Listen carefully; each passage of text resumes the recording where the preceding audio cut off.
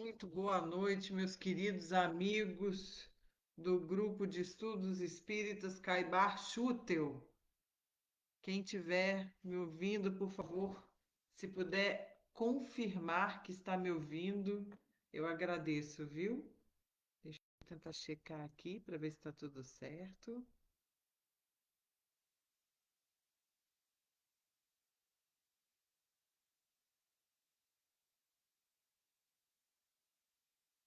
Ver se estão me ouvindo.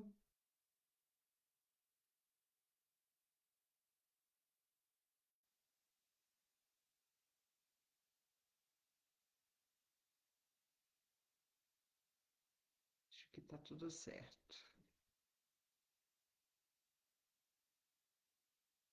Boa noite, meus queridos. Tudo certo. Podemos começar então. Que Deus nos abençoe, que Jesus, o meigo nazareno, nos abençoe nessa noite de hoje. Eu já estava com muita saudade de estar aqui no Núcleo de Estudos Espíritas Caibar Schutel, então estou muito feliz em poder estar novamente nessa casa querida, sob a proteção desse nosso amigo, esse nosso mentor querido Caibar Schutel, né? Já estava com saudade, viu, Mauro? Que bom te ver aqui. Muito boa noite, meu querido amigo. Tá me ouvindo bem, né? Tá tudo certo com a nossa comunicação hoje. E com Jesus, né? A gente está sempre com o mentor da casa, Caibar Schutel, obviamente, e também sempre com o nosso querido amigo Jesus, o amigo de todas as horas.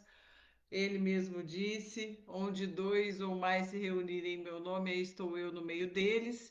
E esses somos nós, hoje, agora, nos reunindo em nome do Cristo e Ele sempre perto de nós, a uma oração de distância.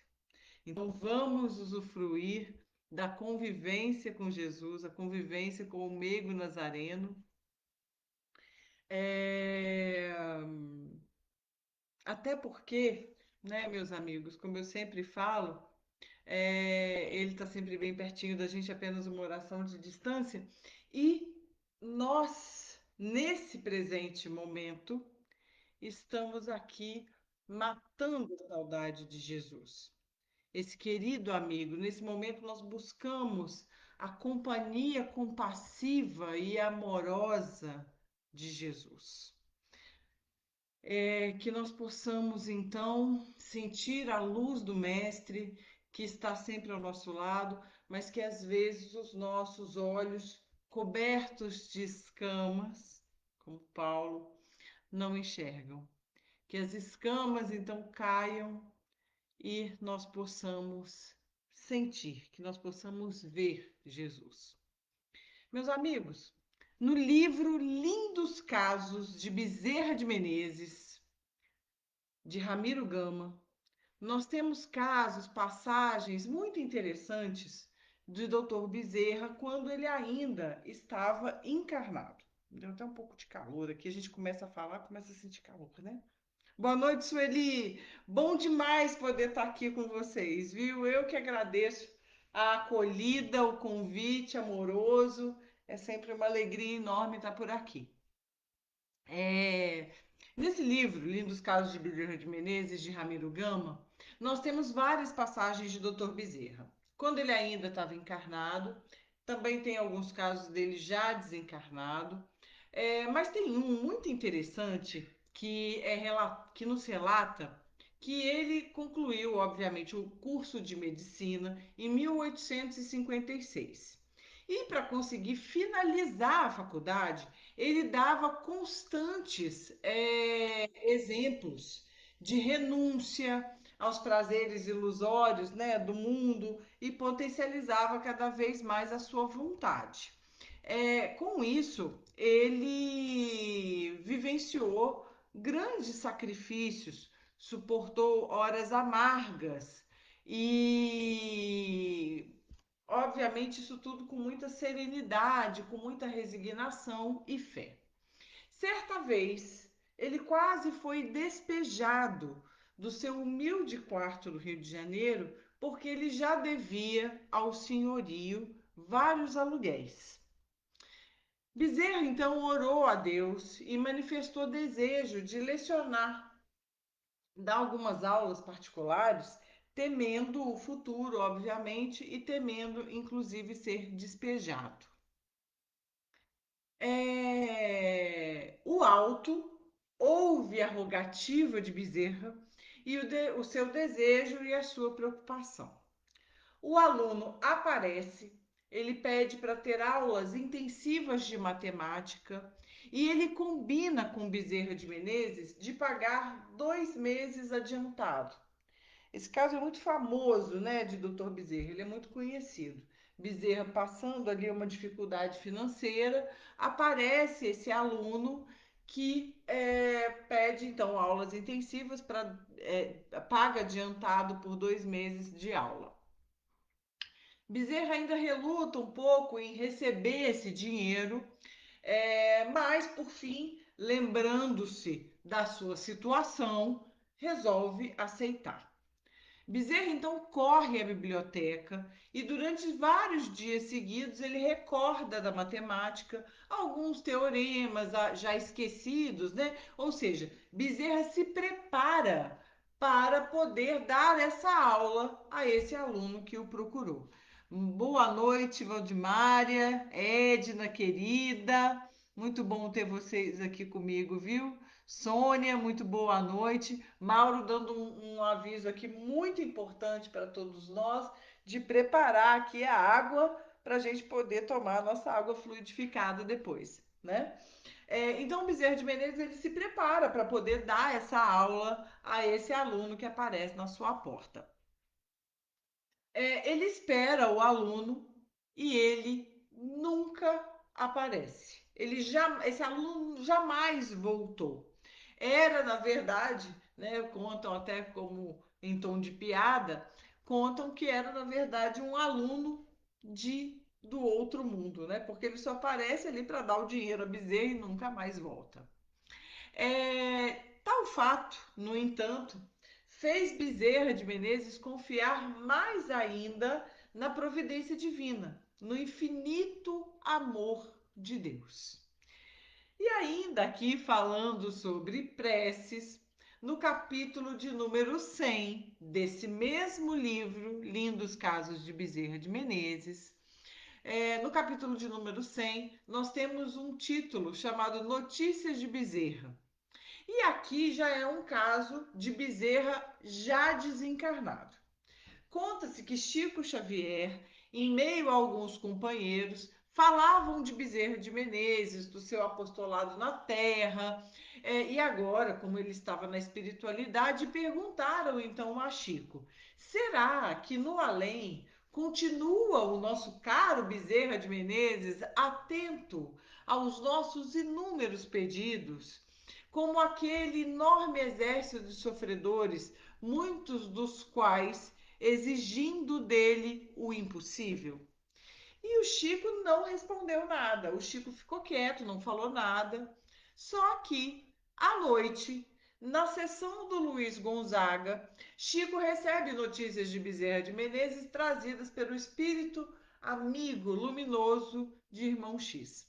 E Humberto de Campos, ele conta que Bezerra de Menezes, o chamado apóstolo do espiritismo no Brasil, após alguns anos da sua desencarnação, estava numa praia deserta, meditando triste sobre a maioria dos pedidos que eram endereçados a ele do mundo.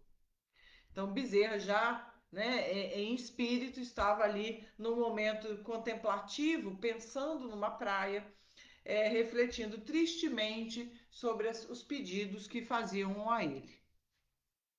A grande maioria, né, em grande número de reuniões consagradas à prece, solicitavam a Bezerra providências de natureza material. Um grande número de admiradores, de amigos, rogavam a Bezerra empregos rendosos, negócios lucrativos, alojamento, proteção para documentos, propriedades, pediam promoções. Na verdade, ele se sentia feliz quando era chamado a servir a um doente ou quando era trazido a consolação dos infortunados. Contudo, ele tinha sido na terra um médico espírita, um homem de bem, muito distante das experiências puramente comerciais, né? Ele doava o que tinha. Numa história muito famosa de Bezerra, né? Ele doou o anel de formatura, numa passagem que muitos de nós conhecemos, para ajudar uma senhora, né? Olha, leva o anel, tenta fazer algum dinheiro com ele. Então, por que motivo o seu nome era sempre ligado a processos muitas vezes inconfessáveis? Refletia Bezerra de Menezes. Não era ele também um discípulo do Evangelho? Ele também não queria ascender a uma maior comunhão com Jesus? Ele procurava aprender igualmente a lutar, renunciar. E ele ficava ali conversando consigo próprio, né? Pensando, poxa, algo assim, o que na minha conduta, né? Tanto encarnado quanto agora, o que na minha conduta inspira as pessoas a me procurarem para pedidos puramente materiais, né? O que eu fiz que as pessoas lembram de mim para pedir isso? Ele ficava muito satisfeito quando era um pedido para ajudar um doente, alguém que estava no desespero. Isso sim. E aí ele estava ali pensando consigo mesmo, né? Consigo mesmo, entre algo entre inquieto e abatido, quando viu junto dele o grande Antônio desencarnado em Pádua, né? O Antônio de Pádua, no ano de 1231. Ele mesmo, gente, Santo Antônio de Pádua. E esse herói da Igreja Católica, envolvido em muita luz, ouviu a conversa íntima, amargurada de Bezerra de Menezes. E Antônio então abraça Bezerra com bondade e convida Bezerra a seguir com ele. E alguns minutos depois estavam os dois num recinto muito perfumado de um grande templo. Bezerra e Antônio de Pádua estavam exatamente num santuário dedicado ao santo, que estava ali lotado de fiéis ajoelhados, reverentes, diante da primorosa estátua que representava Antônio, sustentando ali a imagem do menino Jesus. E o santo, então, impeliu Bezerra a escutar o que estavam pedindo para ele, Antônio, né? Quais eram os requerimentos daquela assembleia?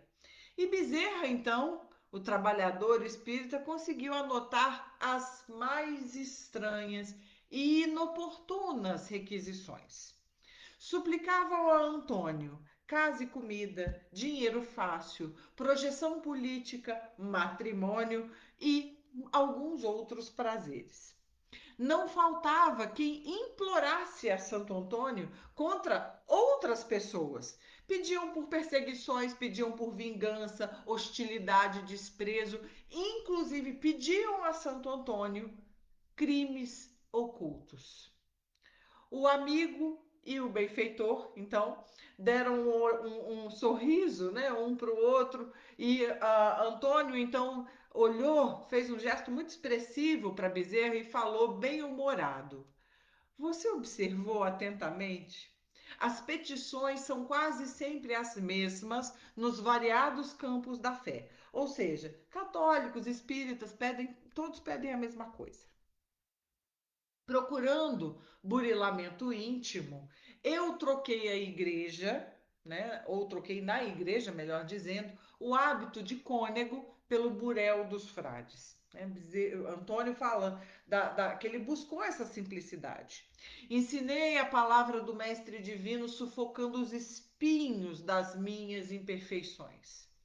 Fosse nas seduções da vida secular ou na austeridade do convento, eu caminhava sempre mantendo pavorosas batalhas comigo mesmo, ansiando entesourar a virtude, em cujo encalço eu permaneço até hoje. Entretanto, me procuram através da oração para ser meirinho comum ou advogado casamenteiro.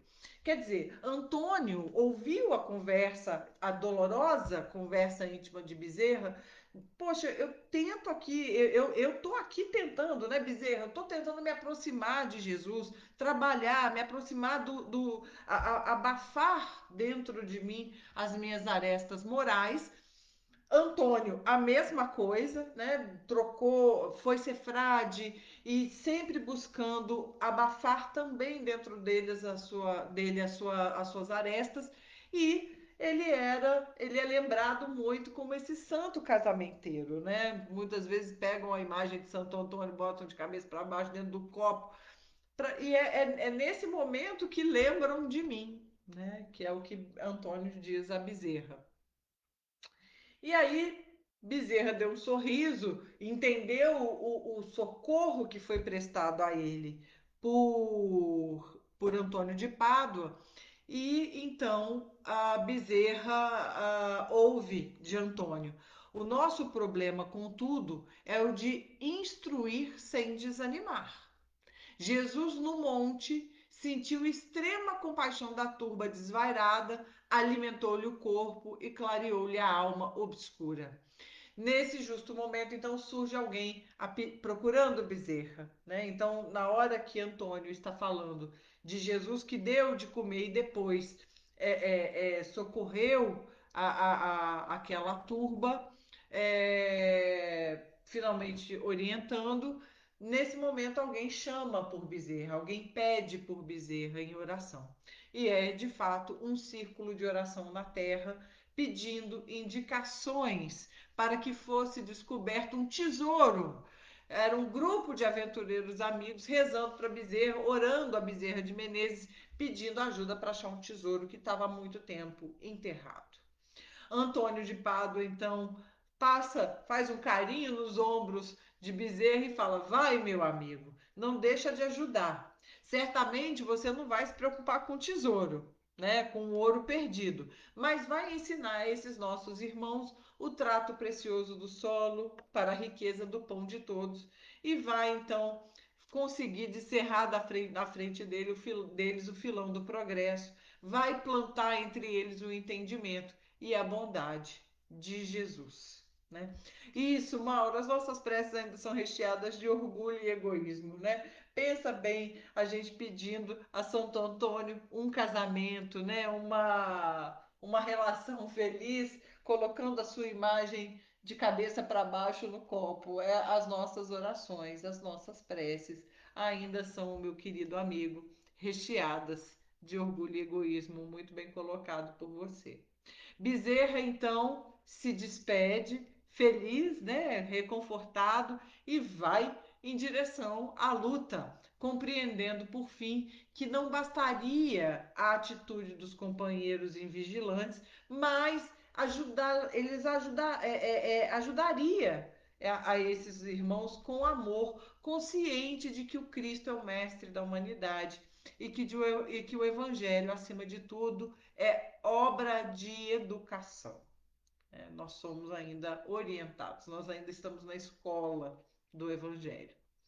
Essa história é contada por Irmão X e a gente fica sabendo assim que o apóstolo espírita continua atendendo a seus irmãos na terra e no além, realizando a sua tarefa cristã profunda e sinceramente educadora, né? A gente lembrando que quem recebeu essa informação foi Chico Xavier, porque foi questionado, né, se Bezerra ainda continuava ajudando. Mas, meus amigos, eu não sei vocês, mas quando eu li esse caso do Dr. Bezerra, eu fiquei com muita vergonha. Eu fiquei muito envergonhada. E eu pensei, meu Deus, com toda certeza, eu já pedi muitas coisas muito inconvenientes para Dr. Bezerra e para tantos outros, né? Eu, dentro do meu egoísmo, como disse o Mauro, muito bem colocado, eu sequer pensei se o que eu pedia era inconveniente para quem eu pedia. Doutor Bezerra é um que vive sendo alvo do meu petitório, para quem eu tenha pedido, muito provavelmente, coisas de maneira equivocada.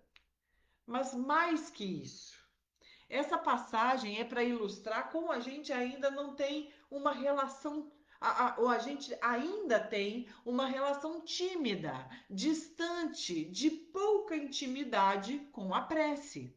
Às vezes a gente se pega constrangido de fazer uma prece em voz alta, perto de alguém. Talvez perto de alguém até muito próximo da gente, perto da nossa mãe, do nosso irmão, do nosso marido, do nosso filho. A gente fica constrangido de fazer uma prece. Quantas vezes em reuniões espíritas fica aquele silêncio quando se faz a seguinte pergunta, uma pergunta gravíssima: quem vai fazer a prece para a gente? Né? Quando a gente faz várias reuniões espíritas, ou quando faz essa pergunta, gente, quem vai fazer a prece final ou quem vai fazer a prece de abertura? Nossa Senhora! Fica aquele silêncio, dá para ouvir até cair um alfinete no chão, né? E para nos ajudar, vem em nosso socorro nessa reflexão de hoje, né, do nosso tema, perseverar em oração, vem em nosso socorro para nos ajudar o nosso querido Emmanuel, no texto Oração do livro Pão Nosso, psicografia do querido Chico, que começa com uma frase de Paulo: perseverar em oração, velando nela com ação de graças. Paulo, Colossenses, capítulo 4, versículo 2. E olha o que Emmanuel nos traz sobre essa frase de Paulo. Muitos crentes estimariam movimentar a prece qual se mobiliza uma vassoura ou um martelo. Exigem resultados imediatos por desconhecerem qualquer esforço preparatório. Outros perseveram na oração, mantendo-se, todavia, angustiados e espantadiços. Desgastam-se, consomem valiosas energias nas aflições injustificáveis. Enxergam somente a maldade e a treva e nunca se dignam a examinar o tenro broto da semente divina ou a possibilidade próxima ou remota do bem. Encarceram-se no lado mal e perdem, por vezes, uma existência inteira sem qualquer propósito de se transferirem para o lado bom. Que probabilidade de êxito se reservará ao necessitado que formula uma solicitação com gritaria, com evidentes sintomas de desequilíbrio? O concessionário sensato, de início, adiará a solução, aguardando prudente que a serenidade volte ao pedinte. A palavra de Paulo é clara nesse sentido. É indispensável persistir na oração, velando nesse trabalho com ação de graças. É forçoso e forçoso é reconhecer que louvar não é apenas pronunciar votos brilhantes, é também alegrar-se em pleno combate pela vitória do bem, agradecendo ao Senhor os motivos de sacrifício e sofrimento, buscando as vantagens que a adversidade e o trabalho nos trouxeram ao espírito. Peçamos a Jesus o dom da paz e da alegria, mas não nos esqueçamos de glorificar-lhe os sublimes desígnios, toda vez que a sua vontade misericordiosa e justa entra em choque com os nossos propósitos inferiores. E estejamos convencidos de que oração intempestiva, constituída de pensamentos desesperados e descabidas exigências, destina-se ao chão renovador, qual a flor improdutiva que o vento leva. Interessante, a belíssima frase de Paulo, né, gente? Que inicia essa frase, essa reflexão de Emmanuel. Perseverar em oração, velando nela com ação de graças. Paulo usa a palavra perseverar. Perseverar em oração. A oração não é um processo mágico para se obter favores. Ela é sim a manutenção de uma relação.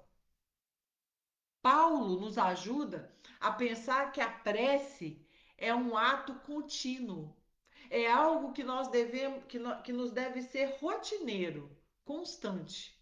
E aí é impossível para mim não lembrar do diálogo de Jesus que Jesus tem com Pedro no Boa Nova, quando Pedro pergunta para Jesus se Deus escuta todas as orações.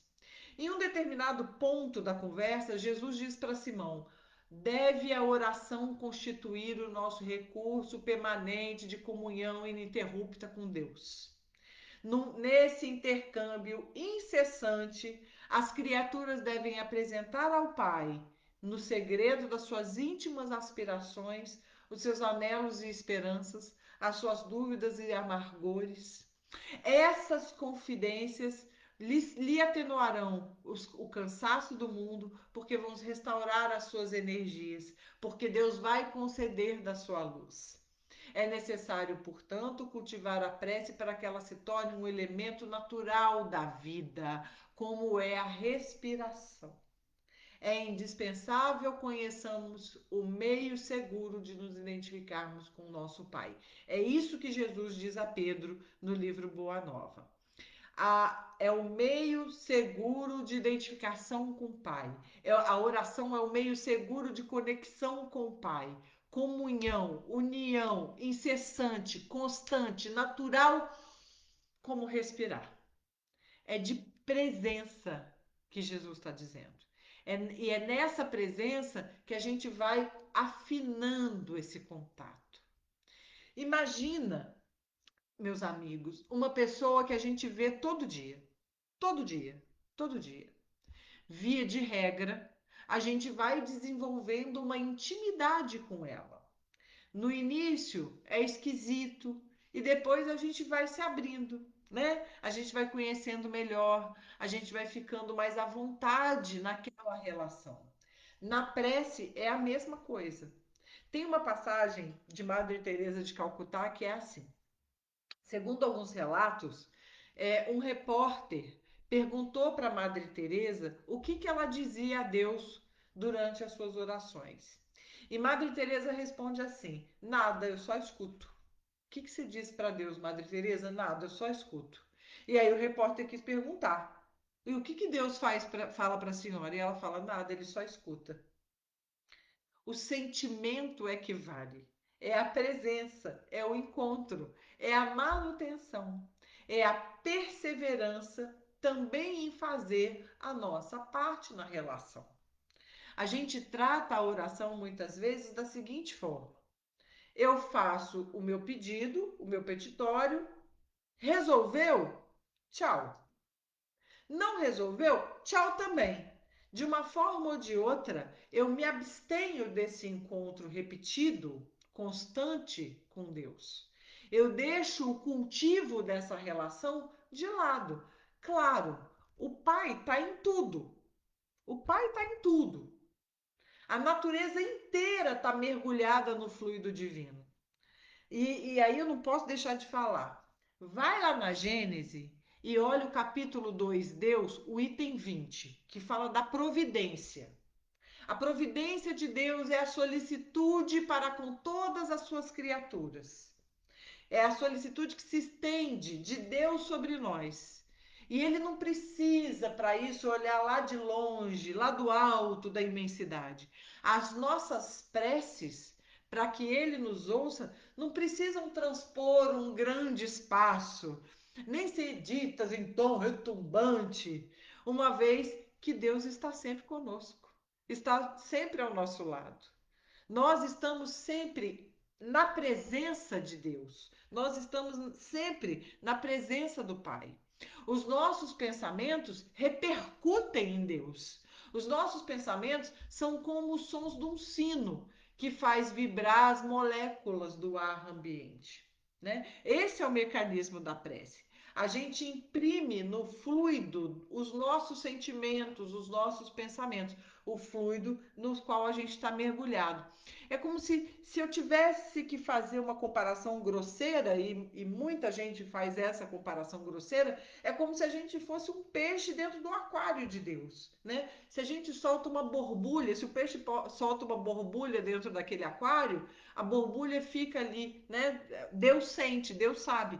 Então as nossas preces é como se a gente estivesse soltando essa borbulha naquele ambiente, né?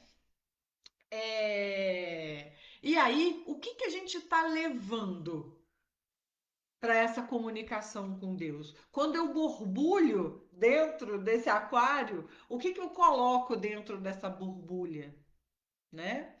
É, na intimidade, estou vendo aqui o Ademário colocando, na intimidade com a luz, o silêncio não admite interrogações. Essa correlação, né, linda da Madre Teresa. A gente precisa, todos nós, meu amigo Mauro, precisamos melhorar essa relação. Porque quando a gente vai imprimir os nossos pensamentos, os nossos sentimentos na presença de Deus, o que que a gente está imprimindo?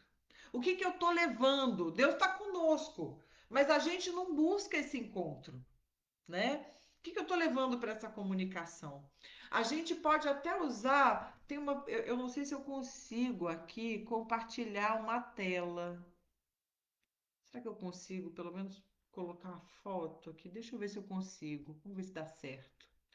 Que eu tenho uma imagem que eu acho lindíssima, que é uma pintura de Michelangelo, que está nada mais, nada menos do que. Deixa eu ver se eu consigo, gente. Não sei se eu consigo. Se eu conseguir, eu vou ficar tão feliz. Mas acho que não. Não, não vou conseguir. Mas é a obra, a criação de Michelangelo, que está no teto da Capela Sistina. É, É muito famosa, né? Michelangelo retrata Adão, né? Numa determinada, como se fosse uma nuvem, um monte, na verdade, um alto de uma montanha, e Deus vindo em seu encontro. E aí Deus está com o dedo assim, né, para fazer o encontro com Adão, e Adão tá com o dedo meio molengo assim, não, Deus tá de fato com intenção, né, botando o dedo ali com intenção, e Adão tá com o dedo meio recolhido assim. Eu queria mostrar a foto, mas é, é, se você procurar a criação Capela Sistina Michelangelo, você vai achar, é famosíssima essa pintura. Na imagem, o dedo de Deus, como eu disse, está de fato fazendo um movimento pró-contato, né? Se a gente fizer bem assim. Mas Adão mantém o dedo meio sem intenção nesse contato, né? Sem tanta convicção, sem tanto empenho. Então, esse perseverai de Paulo é isso. A oração não é um momento isolado, é diuturno, perdura, e obviamente a gente vai alcançando esse ajuste fino, essa sintonia, né? E o Mauro está falando, podemos jogar no Google depois, eu conheço, é linda, realmente, é linda essa pintura. E ela me dói.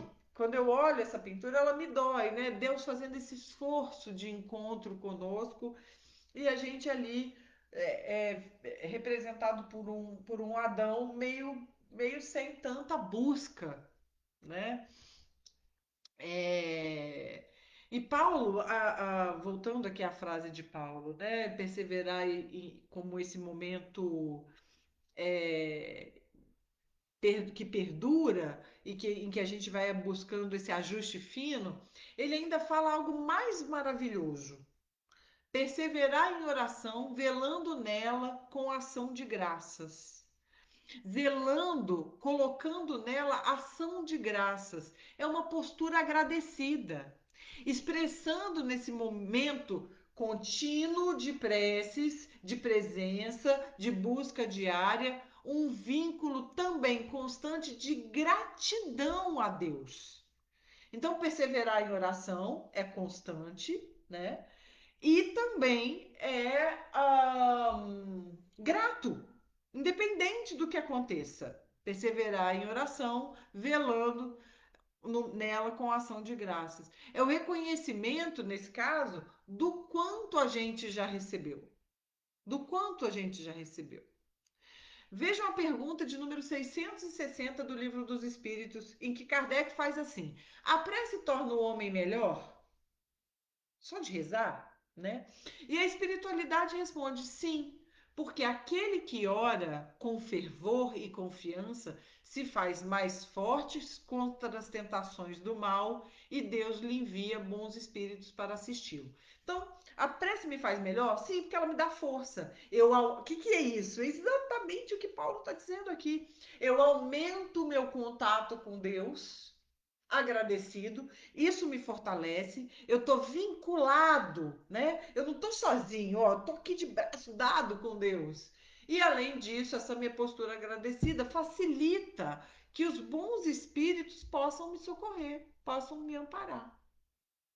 É maravilhoso, né? E é esse socorro que jamais se, esse é um socorro que jamais se recusa quando pedido com sinceridade. Nós somos sempre auxiliados. E com o cultivo da prece, essa comunicação vai se estabelecendo de maneira mais sólida. Imagina que eu tenha recorrentemente pensamentos ruins, sentimentos ruins. Se toda vez que eu pensar numa mágoa, num aborrecimento, eu estiver vigilante e persistente, como Paulo disse, e todas as vezes que eu me ver com um pensamento de raiva, eu buscar modificar esse pensamento, meu Deus, eu não quero pensar assim. Eu quero agradecer por toda a sua bondade que me trouxe até aqui. Isso não está me ajudando a me modificar? Não é o que a espiritualidade respondeu para Kardec? Não está me ajudando a modificar o meu padrão, os meus pensamentos? A prece faz do homem melhor? Se todas as vezes eu penso, nossa Senhora, mas a Alcione me fez tão mal, a Alcione foi tão grossa comigo, e eu falo assim: não, eu não quero nutrir esse pensamento, eu não quero nutrir esse sentimento. Se toda vez que eu for pensar, nossa, eu tô tão magoada com a Alcione, se toda vez eu pensar assim, ai, meu Deus, eu não quero pensar assim. Oh, meu Deus, eu não quero criar nenhum empecilho à minha amizade com a Alcione. Nossa, meu Deus, muito obrigado por me trazer até aqui. Graças a Deus. Abençoa a Alcione. Se eu tiver vigilante nisso, isso está me fazendo melhor. Isso está me ajudando a mudar o padrão dos meus pensamentos. Isso está me ajudando a mudar o padrão dos meus sentimentos. Eu só tenho que perseverar na oração, em atitude de graça, de agradecimento. Mas aí Kardec ainda vai mais além. Como é que certas pessoas que oram muito, não obstante de mau caráter, invejosas, impertinentes, carentes de benevolência, de indulgência e até algumas vezes viciosas? Então, como é que tem gente que reza tanto e continua sendo invejoso, viciado, impertinente, mau caráter? Como é que tem gente que reza tanto e continua assim? Aí a espiritualidade responde: o essencial não é orar muito, é orar bem. Essas pessoas supõem que todo o mérito está no tamanho da prece e fecham os olhos para os seus próprios defeitos. Fazem da prece uma ocupação, um emprego do tempo, nunca, porém, um estudo de si mesmas. A ineficácia, em tais casos, não é do remédio, mas sim a maneira como aplicam. Faz a prece, mas sem um exercício de exame de si mesmas. É aquele pessoal que reza para Francisco, para Santo Antônio de Pádua, pedindo a derrocada do outro. Ah, Santo Antônio, me ajuda, que aquele moço ali cai no buraco, que ele me fez muito mal. Adianta, né? É perseverar na prece com atitude de gratidão. Faz a prece sem um exercício de si mesmas. A oração que Jesus nos ensinou é um exercício completo. Pai nosso que estais no céu, santificado seja o vosso nome, venha a nós o vosso reino, seja feita a vossa vontade, assim na terra como no céu. O pão nosso de cada dia nos dai hoje, perdoai as nossas ofensas, assim como nós perdoamos a quem nos tem ofendido. Não nos deixei cair em tentação, mas livrai-nos do mal. Amém. É louvor a Deus, é reconhecimento do seu amor e misericórdia, é o Pai Nosso. É o reconhecimento da nossa fraternidade. É meu pai, é seu pai, nos coloca como irmãos. É a nossa gratidão por tudo que ele nos dá. A resignação à sua vontade e educação que ele nos proporciona, porque me orienta a fazer ao outro o que eu gostaria que fizessem por mim. Óbvio que sobre o Pai Nosso, dá para a gente falar muita coisa. Dá até para a gente fazer uma outra palestra, voltar aqui uma outra terça-feira para falar, né? Mas não é o nosso tema hoje. Isso tudo nós só estamos ficando na frase de Paulo, que começa o texto do Emmanuel. Mas vamos seguir um pouquinho mais aqui, senão daqui a pouco meu tempo acaba. Né? Vamos ver o que Emmanuel comenta. Muitos crentes estimariam movimentar a prece, qual se mobiliza uma vassoura ou um martelo. É exatamente o que a gente viu até aqui. Para muitas criaturas é passatempo, é mecânico, né? Não é um diálogo com Deus, não é presença, não há uma meditação.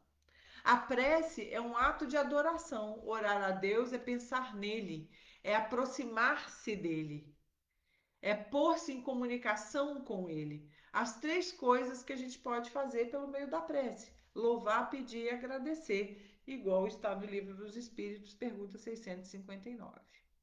Pela prece, obtém o homem o concurso dos bons espíritos que acorrem a sustentá-lo em suas boas resoluções e inspirar boas ideias, ideias sãs. Isso está com Kardec também no Evangelho segundo o Espiritismo, capítulo 27, item 11. O espírito Manod, em Mensagem do Evangelho, segundo o Espiritismo, afirma o seguinte: o dever primordial de toda criatura humana, o primeiro ato que deve assinalar a sua volta à vida ativa de cada dia é a prece. Olha que coisa linda. Quase todos vós orais, mas quão poucos são os que sabem orar. Que importam ao Senhor as frases que maquinalmente articulas, fazendo quase um hábito ou um dever que você cumpre quando pesa e que te pesa como um dever. Ai, nossa, eu tenho que rezar antes de dormir, como se fosse bater um cartão, né? A prece do cristão ou do espírita, seja qual for o seu culto, deve dizê-la logo que o espírito haja retornado ao jugo da carne. Deve elevar-se aos pés da majestade divina com humildade, com profundeza, num ímpeto de reconhecimento por todos os benefícios recebidos até aquele dia, pela noite transcorrida e durante a qual lhe foi permitido ainda que, sem consciência disso, ele tenha estado com amigos, com seus guias, para aurir no contato com eles mais força e perseverança. Deve ela subir humilde aos pés do Senhor, para lhe recomendar a vossa fraqueza, para que lhe suplicar o amparo, indulgência e a misericórdia. O que esse Espírito está dizendo? Primeira coisa quando acordar é oração, é prece. A gente já levanta da cama desesperado, quer fazer um café. Isso quando não acorda num mau humor absurdo, né?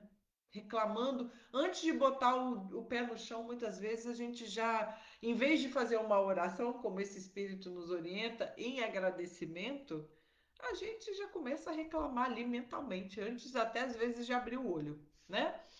E aí, Emmanuel continua. Exigem resultados imediatos por desconhecerem qualquer esforço preparatório. A gente muitas vezes quer uma mágica, mas não se compromete com o resultado de execução.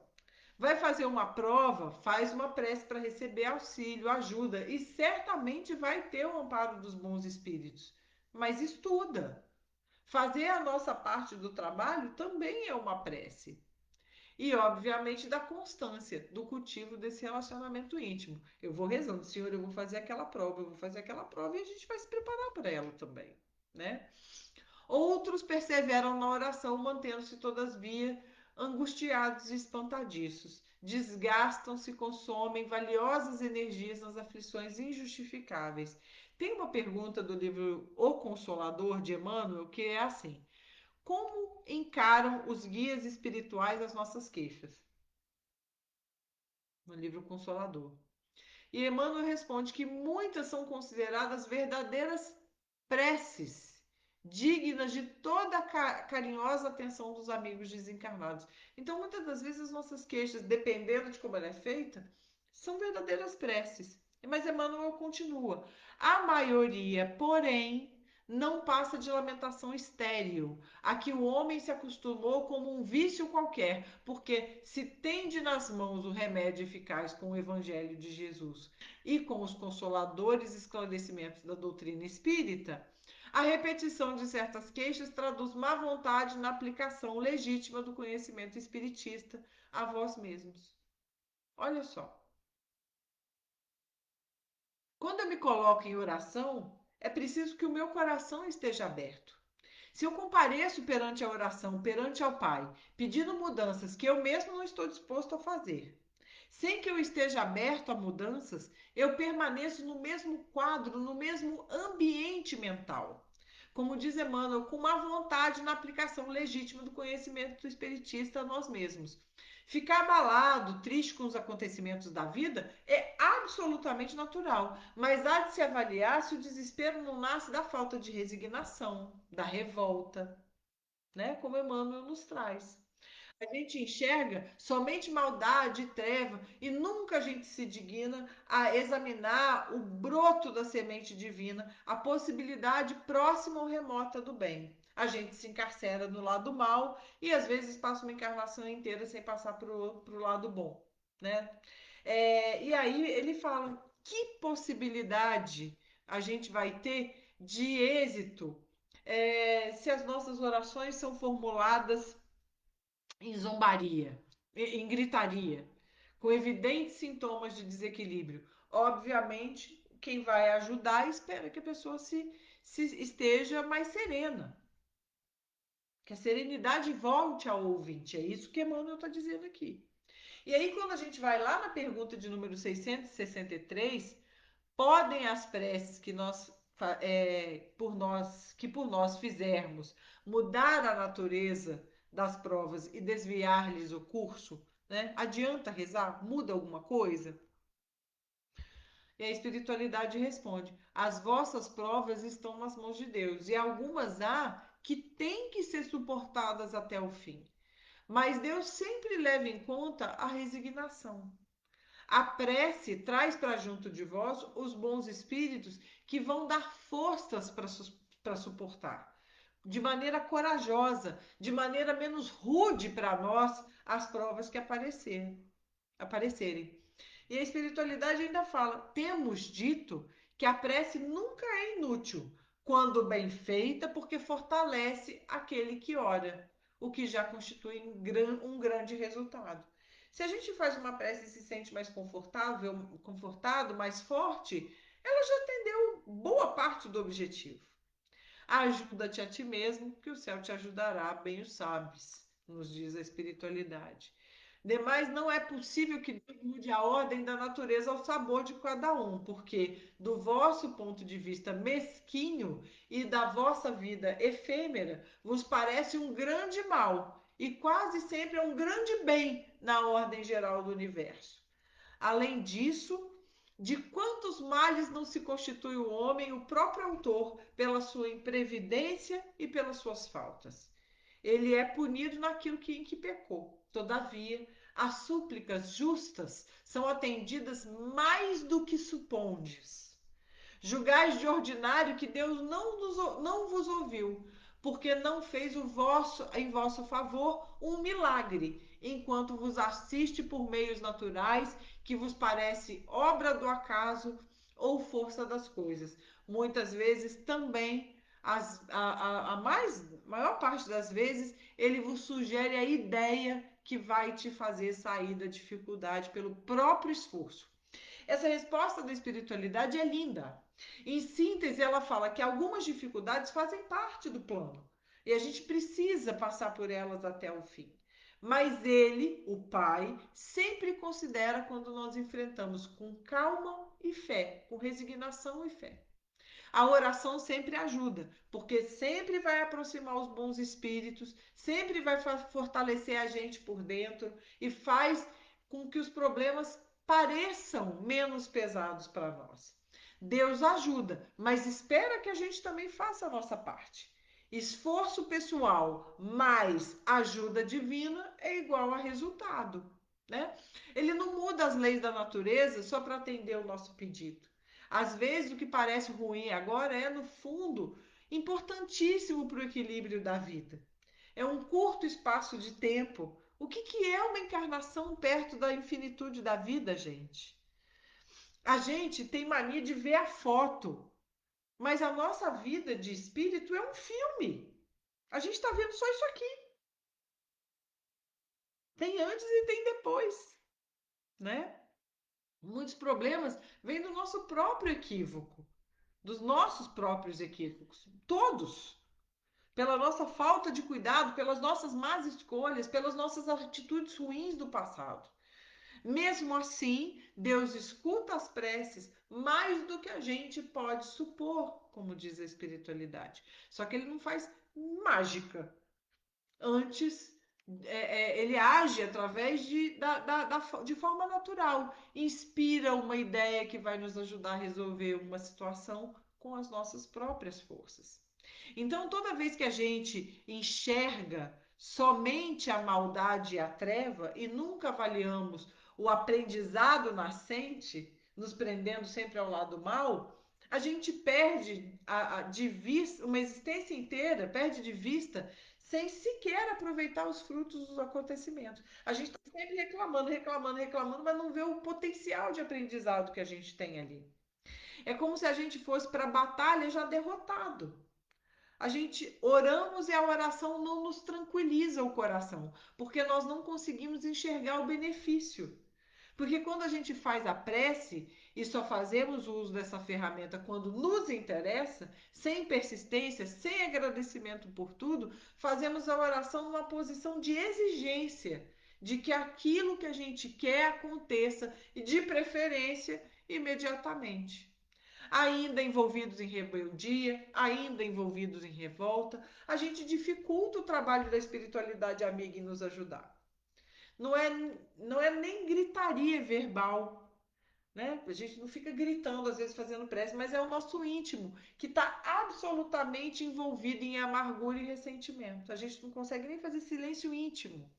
A gente vai criando barreira vibracional que dificulta até o nosso socorro. E aí Emmanuel enfatiza, a palavra de Paulo é clara e importantíssima para a nossa reflexão. A oração é um ato persistente, é recurso de comunhão com o Pai, é momento de meditação sobre nós mesmos, é entrega, é abrigo, é uma construção de um canal de comunicação, é agradecimento, com consciência de que muito já nos foi dado até aqui. Né? Os nossos irmãos evangélicos, eles têm uma frase linda que fala assim: até aqui o Senhor nos ajudou. Independente do que passou, até aqui o Senhor nos ajudou. Pode ter sido super desafiador, pode ter sido super doloroso, até aqui o Senhor nos ajudou. Quer dizer, em tudo dai graças, como Paulo diz aqui, né? O Ademário escreveu uma coisa linda aqui. Como ver da janela do meu hoje as paisagens e tempos da minha imortalidade. Que beleza! A gente não consegue enxergar nem ali na frente, né, Ademário? Nem amanhã. Imagina a infinitude que se desdobra à nossa frente, né? Então, é agradecimento, é consciência de que muito já foi dado para a gente até aqui. É momento de expor ao Pai as nossas dores, sim, utilizando as ferramentas que a doutrina nos deu. E mais ainda, é também alegrar-se em pleno combate pela vitória do bem, agradecendo ao Senhor os motivos do sacrifício e do sofrimento, buscando as vantagens que essa adversidade e o trabalho nos trouxeram ao espírito, né? Cada desafio para o nosso espírito nos auxilia na reparação de um passado escabroso. Eu adoro essa frase de Paulo em Tudo Dai Graças. E ainda que as coisas estejam indo por um caminho meio diverso do que a gente deseja. Se a gente faz a nossa parte, a vida nos conduzindo para outros rumos, né? Bem digamos, são caminhos importantes para nós. Isso é ter ação de graça, é entendendo que a nossa visão é limitada. e que o amor de Deus é muito mais previdente do que a gente consegue alcançar. Então, que a gente possa pedir a Deus. Gente, eu vou pedir um minuto para vocês, só para atender o interfone aqui. Um segundo, me perdoa.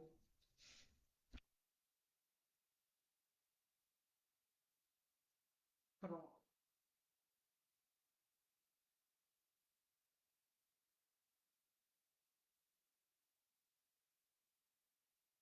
Ó, tocou o interfone, não tinha ninguém para abrir. Voltando aqui então. A gente tem que pedir a Jesus, né, como diz no texto do Emmanuel, o dom da paz e da alegria para que a gente não se esqueça de glorificar, né, os sublimes desígnios toda vez que a vontade da misericordiosa e justa entre em choque com os nossos propósitos inferiores e que a gente esteja sempre convencido que a oração intempestiva, constituída de pensamentos desesperados, não é uma flor improdutiva que o vento leva. Né? É, Meus amigos, esse texto do Emmanuel, ele foi muito útil para mim, né? Porque muitas vezes a gente não se preocupa em manter uma rotina de preces. A gente não persevera na oração. A gente não persevera mais que isso, nessa posição de gratidão que Paulo fala, né, em Colossenses. Então foi muito importante para mim. Não é fazer prece por tabela. Não é deitar de noite, já, eu tenho que fazer prece antes de dormir, faz uma prece quase dormindo. É ter esse capricho, essa. É uma disciplina, né? Mas ter esse cuidado de manter uma rotina de oração, de contato com Deus. E para terminar, eu faço aqui a minha uma oração que eu acho linda, que é o Pai Nosso das Flores, que é Pai Nosso que estais no céu, na terra, no fogo e no ar. Pai Nosso que estais nas flores, no canto dos pássaros e no coração a pulsar. Que estais na compaixão, na caridade, na paciência e no gesto de perdão. Pai nosso que estais em mim, naquele que eu amo, naquele que me fere, naquele que busca a verdade. Pai nosso que estais naquele que caminha comigo, naquele que já partiu, deixando minha alma ferida pela saudade. Santificado seja o teu nome, por tudo que é bom, belo, justo e gracioso, por toda a harmonia da criação. Seja santificado por minha vida, pelas oportunidades tantas, por aquilo que sou, tenho e sinto, e por me conduzir à perfeição. Venha a nós o teu reino de paz, justiça, fé, amor e caridade, luz e amor. Reino que sou convocado a construir através da mansidão do espírito, reflexo da grandeza interior. Seja feita a tua vontade, ainda que as minhas rogativas pesem muito mais o meu orgulho do que as minhas reais necessidades. Ainda que muitas vezes eu não compreenda mais do que o silêncio em resposta às minhas preces, não te ouvindo assim dizer, filho, aguarda, tu é toda a eternidade. O pão nosso de cada dia nos dai hoje e que eu possa dividi-lo com os meus irmãos. As condições materiais que agora tenho de nada servem se eu não me lembro de quem vive na aflição. Pão do corpo, pão da alma, pão que é vida, verdade e luz. Pão que vem trazer o alento e alegria é o Evangelho de Jesus. Perdoa as minhas ofensas, os meus erros, as minhas faltas. Perdoa quando se torna frio o meu coração. Quando permito que o mal se exteriorize na forma de agressão. Que mais do que falar eu possa ouvir. Que ao invés de julgar eu busque acolher. Que não cultivando a violência eu semeie a paz. Que dizendo não às exigências em demasia eu possa a todos agradecer. Perdoa-me como eu devo perdoar aqueles que me ofenderam. mesmo quando meu coração esteja ferido pelas amarguras e dissabores da ingratidão. Possa eu, Senhor da vida, lembrar que nenhuma mágoa é eterna e de que o único caminho que me torna sublime é a humilde estrada da reconciliação. Não me deixe cair na tentação dos erros, vícios, egoísmos que me tornam escravos da minha malevolência. Antes, que a tua luz esteja sobre mim, iluminando-me para que eu te encontre dentro da minha alma, como parte que és da minha existência. E livra-me de todo mal, de toda violência, de todo infortúnio, de toda enfermidade. Livra-me de toda dor, de toda mágoa e de toda desilusão. Mas, ainda assim, quando tais dificuldades se fizerem necessárias, que eu tenha força e coragem de dizer: obrigada, Pai, por mais essa lição. Obrigado, gente. Muito boa noite. Foi muito bom estar aqui com vocês. Eu agradeço demais a oportunidade, essa casa querida, esses amigos queridos. Um beijo muito especial para o Mauro, esse amigo, grande amigo que eu tenho. Beijo enorme para vocês. Até a próxima. Não esquece de mim, não, viu, Mauro? Que eu morro de saudade. Beijo, gente. Até a próxima.